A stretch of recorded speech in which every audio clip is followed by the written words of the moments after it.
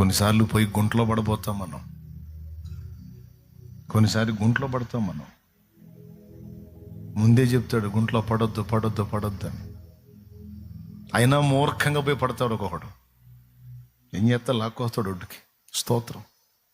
తీసుకొస్తాడు బయటికి. సాధ్యమైనంత వరకు ఆ గోతికి పోకుండా అడ్డగిస్తూ ఉంటాడు.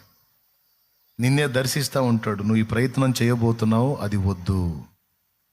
అది చేసావంటే నీ మెడకు చుట్టుకుంటుంది, తర్వాత విలవిలలాడతావు, వద్దు అని నీకు దర్శనాల రూపంలోనో లేకపోతే వ్యక్తుల ద్వారానో కొన్ని సిగ్నల్స్ ద్వారానో కొన్ని సూచనల ద్వారానో నువ్వు గుంటలో పడబోయేటప్పుడు ముందే నీకు సమాచారం ఇస్తాడు. నా దేవుడు అన్యాయస్తుడు కాదు.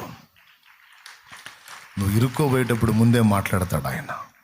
ముందే నీకు సూచనలు ఇస్తాడు, ముందే సిగ్నల్స్ ఇస్తాడు నీకు. నువ్వు సెన్సిటివ్గా సున్నితంగా దేవుణ్ణి కలుసుకునే వ్యక్తివైతే క్లియర్గా నీతో మాట్లాడతాడు. వద్దు బిడ్డ, అది వద్దురా అంటాడు. వద్దు తల్లి అంటాడు. వద్దు నాన్న అంటాడు. ఆయన మూర్ఖంగా నువ్వు పోయి అడిగేస్తే ఇంకేం చేస్తాడు? సరే అనుభవించు.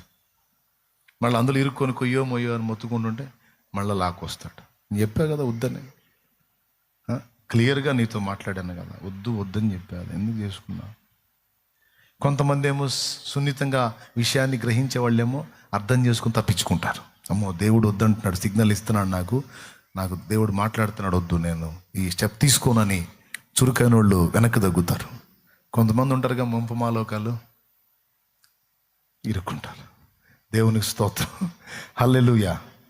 పర్వాలేదులే, ఇరుక్కున్న ఆమెతో అప్పచెప్పడులే, బయటికి తీసుకొస్తాడు, తెస్తాడు, బయటికి తెస్తాడు. ఆయన తేకపోతే ఎవరు తెస్తారు?